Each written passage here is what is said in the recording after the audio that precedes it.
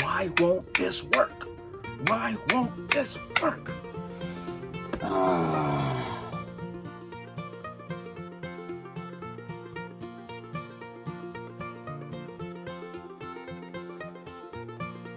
Hey, this is AJ with Blackhawk Bushcraft. I wanted to do a Flint and Steel 101. For those of you that follow my channel, you probably may already be aware of how to do flint and steel and how to make fire with flint and steel.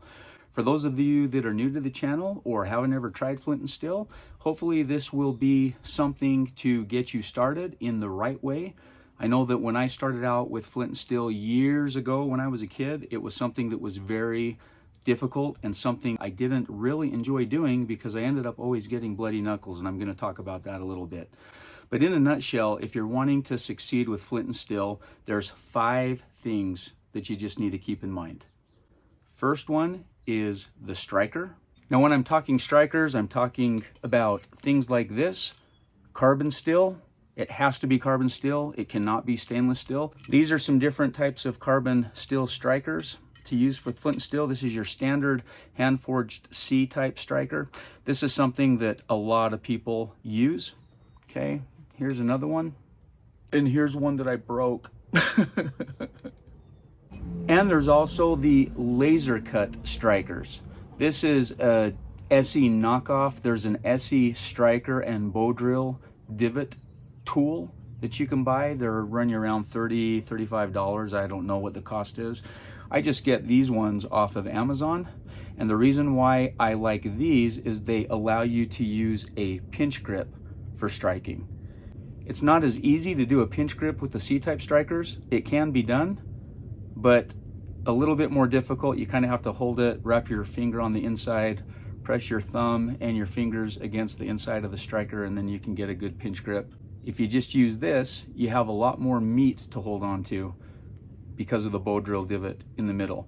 That's my preferred technique. So again, you have to have a good carbon steel striker in order to throw sparks, because what you're doing is when you're striking, you're using friction and the rock is shaving off little tiny bits of steel, and because of the friction and the heat and the oxygen and the oxidation, you get a very quick orange spark. And that is why you need a carbon steel striker. You cannot do it any other way. Actually, I take that back. You can use titanium. If you have a titanium striker, you can throw sparks off of titanium. So again, component 1, a good carbon steel striker.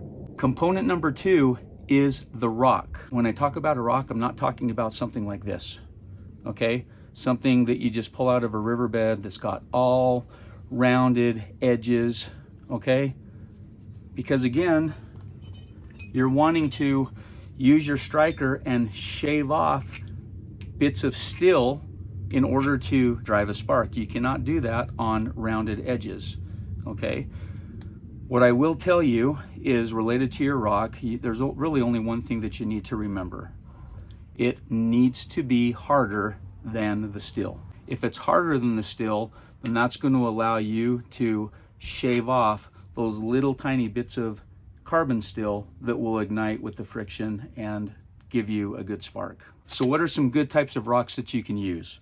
I've got a whole bunch of waste here from flint knapping, and I've also got some other rocks in here that don't knap well but also work.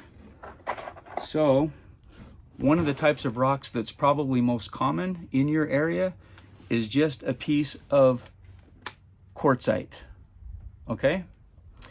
Quartzite is everywhere. When you look at it, it kind of looks kind of sugary, lots of crystal formations, lots of inclusions, okay, kind of rough. And quartzite works very, very well for flint and steel. Now there's a reason why quartzite isn't probably the best, although it is readily available and works just fine. A lot of people will prefer, instead of a piece of quartzite, they'll want something that is more inclusion-free, waxy, and that gets you into your different rock types, your flints, your cherts, jaspers, things of that nature. Okay, here we have a piece of Keokuk chert. Okay, naps very well. Very, very good for flint and steel. Completely smooth, inclusion free, basically means that there's no features inside the rock. Okay, as you can see here, it's almost looks very chalky like, compared to a piece of quartz, as you can see there, very much full of features. It is not featureless at all. Again, it kind of looks like sugary, kind of a grainy texture versus something that's very smooth. So Keokuk and other cherts work very, very well. Here I have a piece of novaculite. Again, smooth, kind of waxy, no features, and works very, very well. Georgetown flint. This is also very common for flint and steel. It's your typical flint rock. Again, waxy, featureless, smooth. And this is typically, these types of rocks are typically what people prefer to use for flint and steel. And the reason why is quartzite, you have a tendency to wear out the edge very, very quickly when using quartzites for flint and steel. Versus a piece of chert or flint, the edge, you're able to get a very, very fine, sharp edge that will give you lots of strikes. And in the event that the edge starts to round over, you can pretty much nap it back to sharp. Something that's a lot harder to do with a piece of quartzite. Typically with quartzite, I won't even attempt to nap the edge back to sharp. I'll just throw it and find another piece of quartzite if I want to use quartzite. Now, there are some other types of rocks that are smooth, featureless, very glossy or waxy, but that do not work well and not what I would recommend for flint and steel. And it's rocks like this. This is a piece of black obsidian. Obsidian is not a good choice because the edge is extremely brittle. Where obsidian works very well is for napping and making projectile points, and the edge is very, very sharp. Let me show you what I mean. There we go. Get these little glass shards off my leg and out of my fingers. Okay.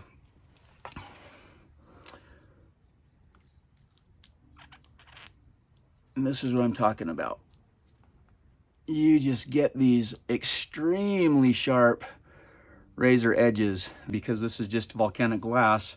When you use your steel on it, instead of driving sparks, you basically just chip away at the edge like that. So again, we've talked about the striker and then a type of rock that is harder than the steel in order to drive sparks. Great options include Georgetown flint, novaculite, cherts, jasper, agate, quartzite. Number 3 is char cloth.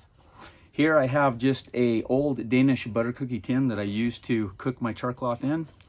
And there's all sorts of different things that you can use. Again, this is just Flint and Steel 101. So I'm not going to get into like Flint and Steel 201 and 301, which would cover things like charred punk woods or tinder funguses, things of that nature. If you're starting out with Flint and Steel, just go with something like what I have here is just cut and rolled cotton denim. And if you're using like an old pair of pants or shirts or towels, what you need to absolutely make sure is that it is 100% cotton material. If it has any synthetics in it, it will not work, and you'll end up sometimes, depending on how high the synthetics are, is just get a nice globby gloop mess of melted crap when you're trying to char. The way that I do is I just basically put it in the tin, char it, it just billows white smoke like crazy. It looks like a smoke grenade's gone off or something like that. Once the smoke dies down and the gases come out and kind of ignite like a little candle, I know that the char cloth's done. I take it off the fire, let it cool, keep the lid on, do not give it any oxygen. Once it's cooled, you end up with a very soft toilet paper like texture. I mean, I guess you could try to wipe with this. I don't know that you'd want to. Very soft and supple. And I just keep it in rolls, and then I can just rip off a little piece that I need here. So if you have a good carbon steel striker and you have a good rock and you have good char cloth, then you should have no problem at all catching a spark. So just a little teeny tiny piece of jasper right here. Doesn't take a lot. Okay, and I always put the char cloth on the top. The reason why is because when you're striking down on the edge, it's pushing the oxidizing, burning pieces of metal up. The way that I actually was taught as a kid, back when I was in scouts and did mountain man rendezvous and all that jazz, was to hold it at the bottom and to strike down. But I have found over time, refining my skills with flint and steel, this does not work well.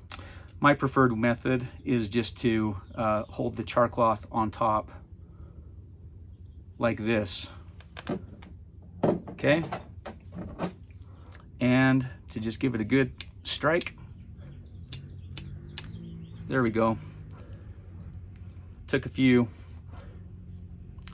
Let's see here. Probably can't even see that burning because it's still so light outside.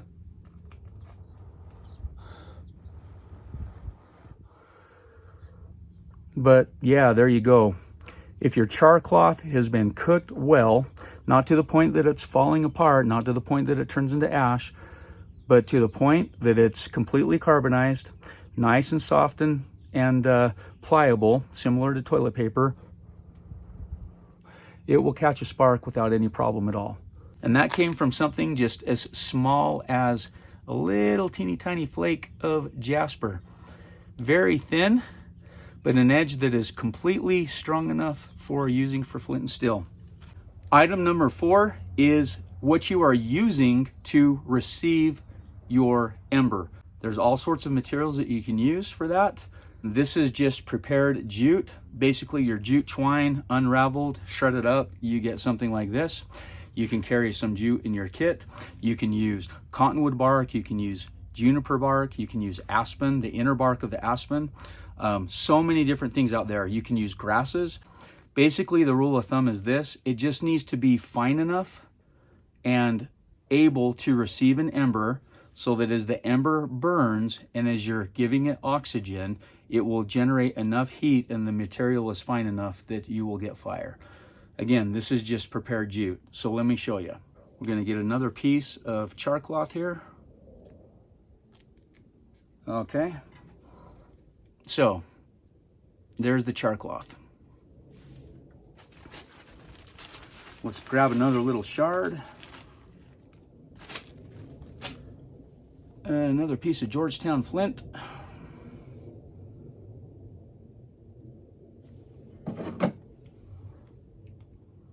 And let's give it a strike. Let's see if we can do this in one strike.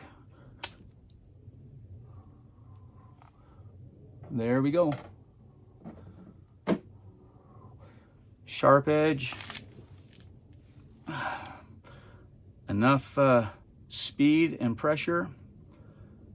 And one thing that you can do too is, this is something that I do recommend for starting out. You can actually take pieces of char cloth that haven't been ignited and put it inside of the nest, so that when you add the char cloth that is ignited, it gives you more char cloth and more heat, because the char cloth does expend pretty quickly, as you can see. So already smoking.